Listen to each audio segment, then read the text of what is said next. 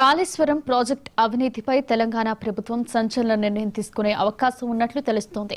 ఈ వ్యవహారంపై సీబీఐ విచారణకు లేఖ రాసే యోచనలో ప్రభుత్వం ఉన్నట్లు విశ్వసనీయ వర్గాల సమాచారం. సాయంత్రం మంత్రి ఉత్తమ్ కుమార్ రెడ్డి దీనిపై అధికారికంగా ప్రకటన చేసే అవకాశం ఉందని ప్రచారం జరుగుతోంది. ఇప్పటికే కాళేశ్వరంపై చర్యలు తీసుకోవడం లేదంటూ బీజేపీ విమర్శలు గుప్పిస్తున్న నేపథ్యంలో దర్యాప్తు బాధ్యతలను కేంద్రానికి అప్పగించే యోచనలో తెలంగాణ ప్రభుత్వం ఉంది. ఓవైపు కాళేశ్వరంపై జ్యుడిషియల్ కమిషన్ దర్యాప్తు జరుగుతూ కేసీఆర్, హరీష్ రావు, ఈటలకు నోటీసులు జారీ చేస్తున్న నేపథ్యంలో సీబీఐ విచారణకు అప్పగిస్తారనే ప్రచారం రాజకీయ వర్గాల్లో ఆసక్తిని రేకెత్తిస్తోంది.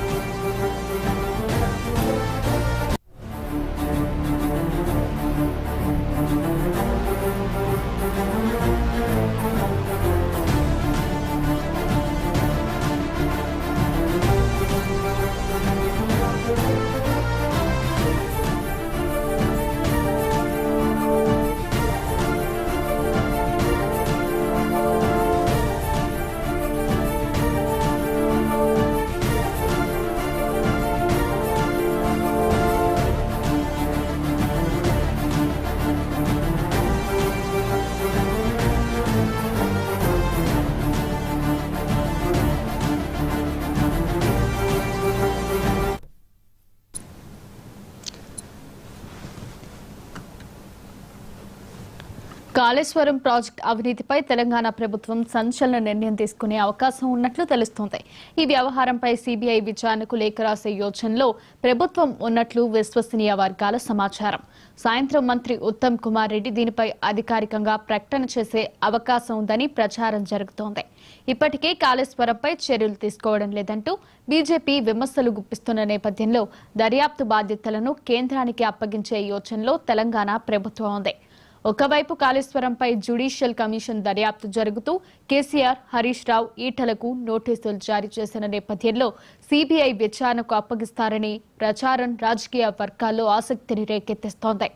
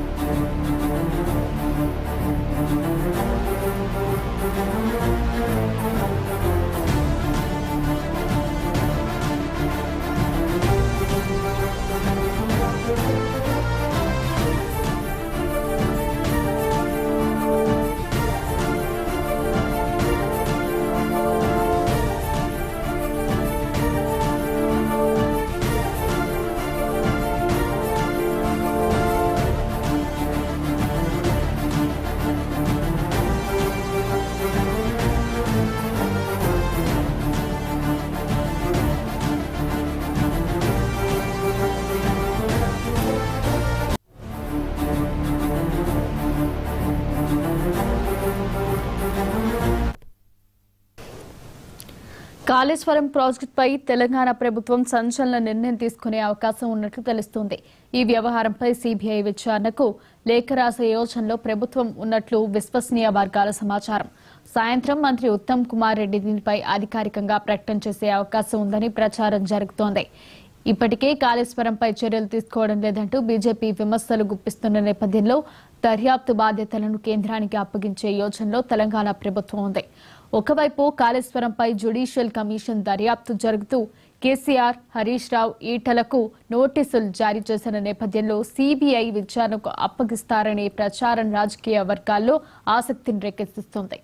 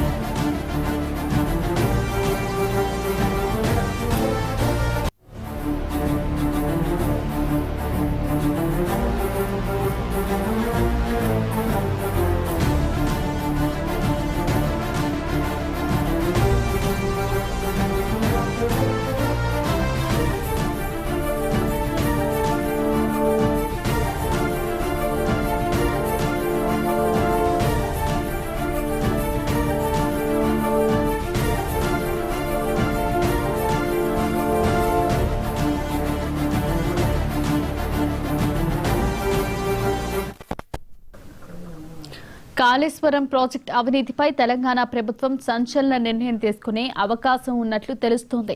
ఈ వ్యవహారంపై సిబిఐ విచారణకు లేఖ రాసే యోచనలో ప్రభుత్వం ఉన్నట్లు విశ్వసనీయ వర్గాల సమాచారం. సాయంత్రం మంత్రి ఉత్తమ్ కుమార్ రెడ్డి దీనిపై అధికారికంగా ప్రకటన చేసే అవకాశం ఉందని ప్రచారం జరుగుతోంది. ఇప్పటికే కాళేశ్వరంపై చర్యలు తీసుకోవడం లేదంటూ బీజేపీ విమర్శలు గుప్పిస్తున్న నేపథ్యంలో దర్యాప్తు బాధ్యతలను కేంద్రానికి అప్పగించే యోచనలో తెలంగాణ ప్రభుత్వం ఉంది. ఒకవైపు కాళేశ్వరంపై జ్యుడిషియల్ కమిషన్ దర్యాప్తు జరుగుతూ కేసీఆర్, హరీష్ రావు, ఈటలకు నోటీసులు జారీ చేసిన నేపథ్యంలో సిబిఐ విచారణకు అప్పగిస్తారనే ప్రచారం రాజకీయ వర్గాల్లో ఆసక్తిని రేకెత్తిస్తోంది.